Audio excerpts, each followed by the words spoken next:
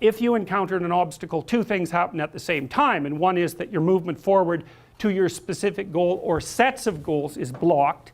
But the second thing that happens is you're faced with a mystery, and the mystery is this thing wasn't supposed to exist, but it does exist. So what implication does that have for everything I think? And that's very, very hard on people. They do not like that at all, and no wonder, because it's the constrained chaos that's underneath everything, inhibited by your contextual knowledge, that suddenly popped its head up into your world. It's like the shark in the movie Jaws, which is of course a mythological story. It's exactly that, and it's exactly what that movie signified. A safe vacation paradise, all of a sudden threatened by some subterranean thing that can pull you down and that destroys the peace and the harmony of that particular community. It's a dragon story, it's a hero myth, it's the story that people have been telling forever. So and what you can think of that thing that reemerges, that shark that rises up from the depths, or that whale, or that dragon, or that predator, or the foreign invader for that matter, or the barbarian. They all fit into the same category. That's what had been deemed irrelevant suddenly manifesting itself. And when you think about how much is deemed irrelevant, the fact that it suddenly manifests itself, that's exactly the purpose for the reason for the trauma.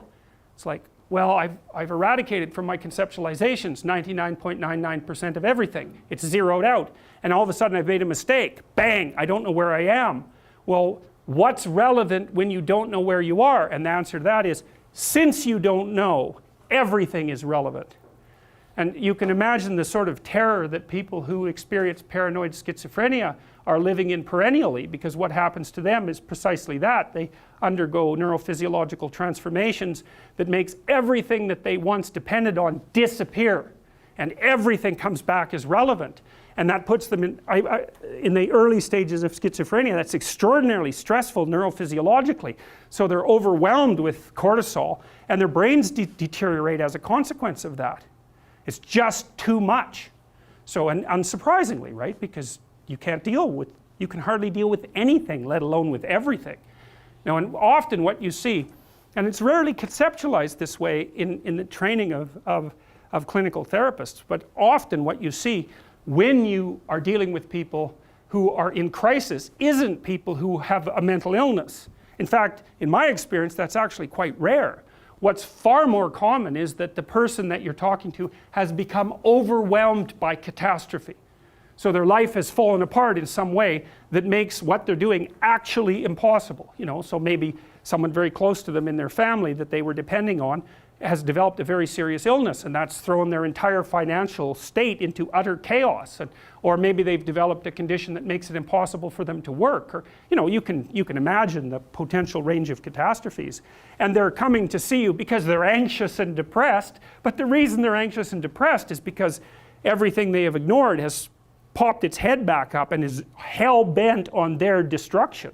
And often you see people who are being attacked by 5 or 6 of these monsters at the same time. And it isn't their mental illness that stops them from being able to deal with it, although that, you know, whatever weaknesses you have are going to interfere. It's the fact that what they're facing is no damn joke, and if you were facing it, you'd feel exactly the same way. So then you're trying to come up with practical solutions to these tremendously complex problems. And that's well, it's extraordinarily difficult, generally speaking. People often don't come to a therapist until they've exhausted their entire range of resources. They cannot figure out what to do. And so, you know, in a situation like that, you can administer antidepressants, and maybe that'll help the person increase their stress resistance.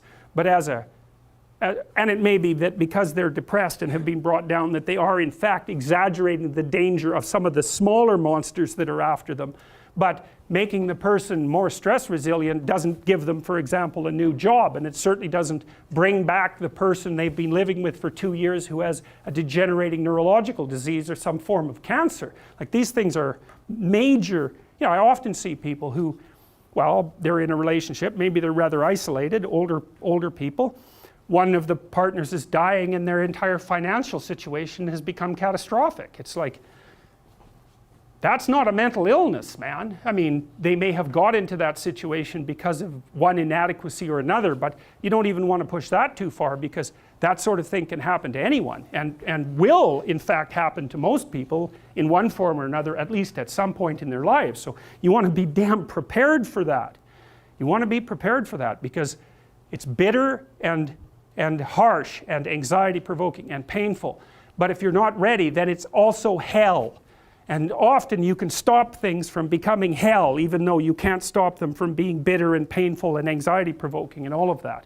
You can at least delimit the catastrophe enough so that it doesn't permanently bring you and the people around you down.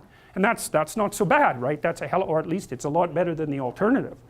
So this is the problem, you know. Things object, things are obstacles. Well, how big is the obstacle? It's the same question as how big is the predator that's lurking outside the door of our cave.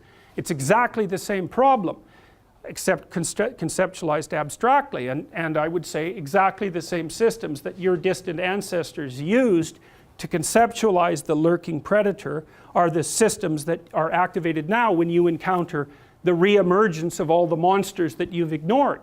It's the same neurological platform. You think, well, how could it be otherwise? Because evolution is a conservative process.